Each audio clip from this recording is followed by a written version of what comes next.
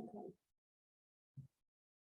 Hello, my name is Sarah Grant and I'm an autism researcher based at King's College London. I am a middle-aged person with long dark hair, grey eyes and blue glasses, and I'm sitting in my kitchen. I'm going to talk to you today about autism and sensory sensitivity. So physical aspects of autism have historically received less attention in autism research. For example, sensory processing differences are really common, but they were only added to the diagnostic criteria in 2013. Recent research on autism and health have highlighted that autistic people experience more chronic disease and poorer general health outcomes, and that autistic women seem particularly vulnerable. Studies on the experience of pain in autistic people have also demonstrated that, contrary to popular belief, autistic people tend to be more sensitive to pain, but may express pain differently to the wider population. And how might this all relate to physical health? So central sensitization is a state of hyperresponsiveness or overexcitability of the central nervous system. It mainly refers to pain, including an increased sensitivity to pain and experiencing pain from stimuli that are not normally painful, such as light touch. This state is also associated with fatigue and heightened sensory sensitivity, such as to light, smell, and sound. There are a number of health conditions related to this state, which are sometimes referred to as central sensitivity syndromes, or CSS, as I'll call them going forward. So here is a word cloud, which includes a list of conditions that have been termed as CSS in research literature, because they're thought to include central sensitization as a primary aspect. This includes fibromyalgia, migraine, irritable bowel syndrome, ME, CFS, vulvodynia, interstitial cystitis, and temporomandibular disorders. CSS are diagnosed much more often in women than in men. It's important to mention here that you wouldn't normally get a diagnosis of central sensitivity syndrome.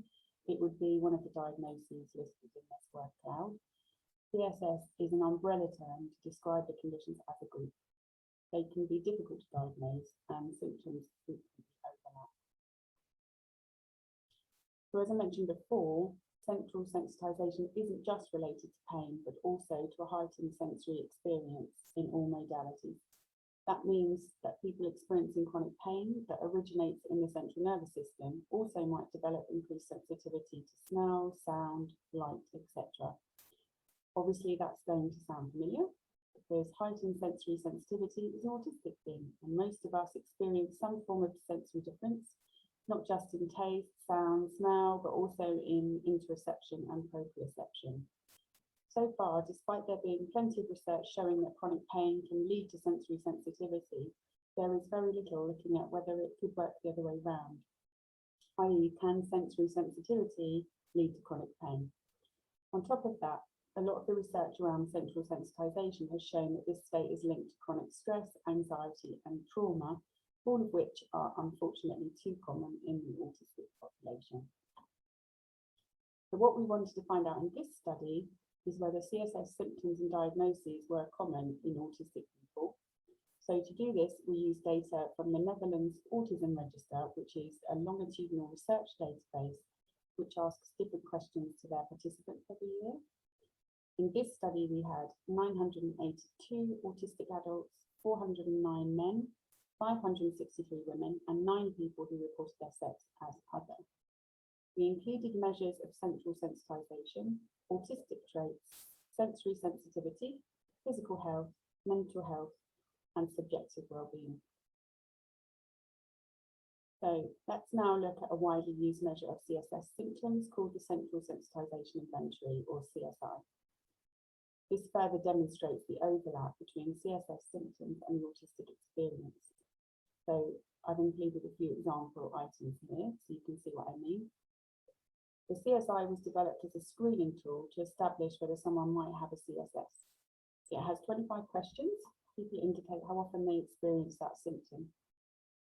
All of these symptoms can affect any individual to some degree, so it's the combination and the degree to which they're experienced that is important.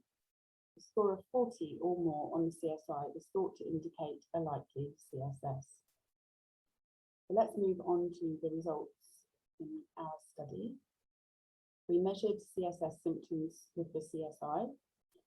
As this has only been used in chronic pain and control groups before, then we checked its validity and reliability in autistic adults.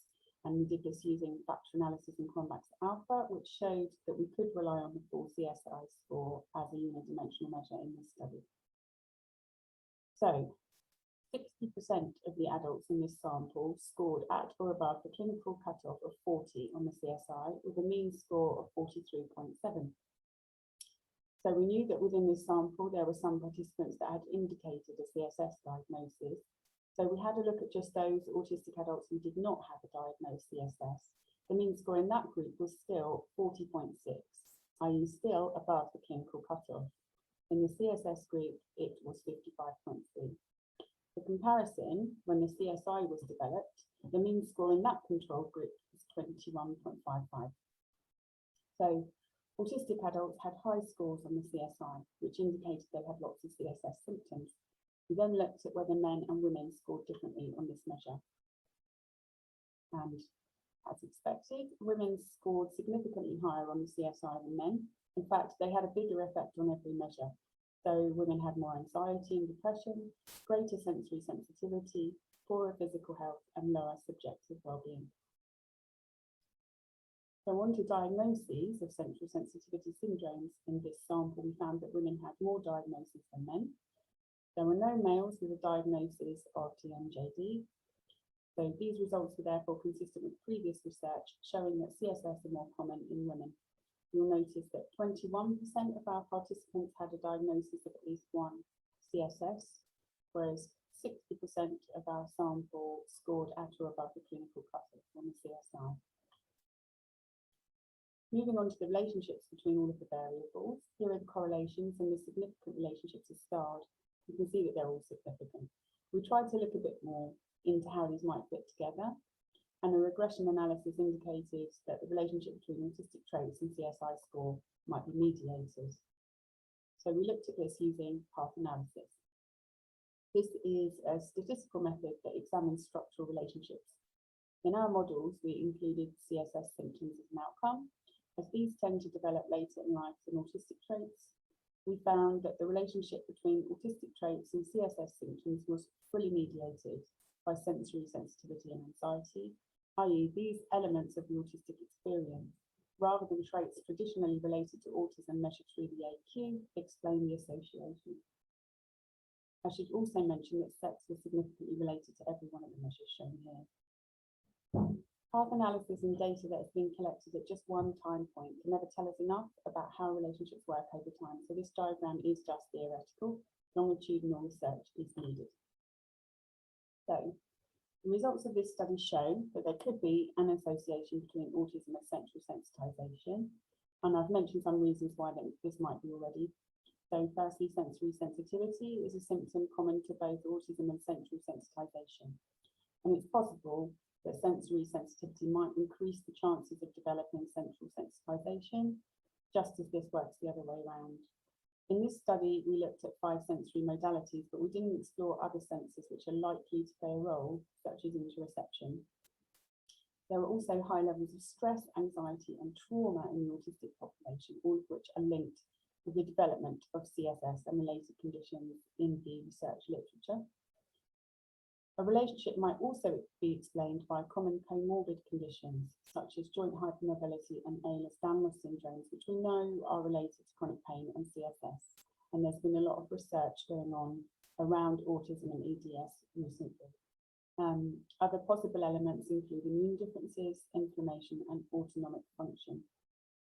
Lastly, it could be the case that diagnostic criteria and diagnostic biases play a role in this association. So I'm just going to talk about the limitations.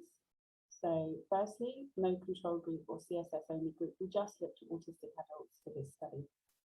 We also only looked at 5 CSS that were listed in Part B of the CSI. Therefore, the number of people in the sample with a relevant diagnosis could have been higher than the figures shown. We didn't ask for CSS diagnosis method or dates in this sample, and the data is cross-sectional because of the nature of the register.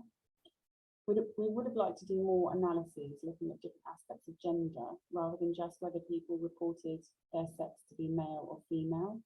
For example, we had 9 participants that reported their sex as other, but as this was such a small sample, we couldn't include them in sex comparisons.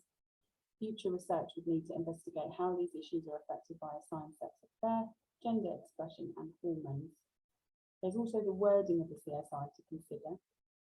Further research needs to explore whether central sensitization could be part of the autistic experience, or whether the high CSI scores were because there is a large crossover of the experiences between CSS and autism.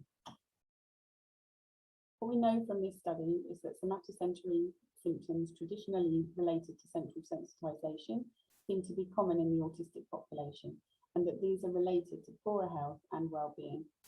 This has implications for clinical practice. There is a risk that a CSS might be recognised and diagnosed whilst autism is missed, particularly in women for whom autism is underdiagnosed and CSS are more common. It might also work the other way around. We know that autistic people already struggle to get access to healthcare and often experience stigma and discrimination. Could this prevent diagnosed autistic people from receiving a CSS diagnosis if they develop CSS symptoms? That's something that we need to know. So further research is needed to explore the issues. We need to look more closely at the association between the different measures and see if the same pattern occurs in different groups. For example, control groups, CSS groups. We also need to understand more about sex and gender and how this association might affect different gender groups. We really need longitudinal studies exploring autism, central sensitization, and chronic pain, particularly looking at the relationship between sensory sensitivity and central sensitization, and whether sensory differences might increase the risk of developing chronic pain. We need to know whether autism is being missed in people who already have a CSS diagnosis, and also whether this works the other way around with CSS not being diagnosed in autistic people, because CSS symptoms are just assumed to be part of autism. We need to look more broadly at the experience of autistic adults with chronic illness, considering the impact of camouflaging, access to healthcare, how autism might affect illness management, and obviously the roles of stigma, stereotypes, minority stress, autistic burnout, and diagnostic bias as well. Lastly, we need to talk to autistic people experiencing central sensitivity symptoms and syndromes to find out more about their lived experience and their diagnostic journey. So here are some details about my collaborators, co-authors, and the funders of this study and the wider project. If you'd like to get in touch, I've also included some contact details here. Thanks for your time.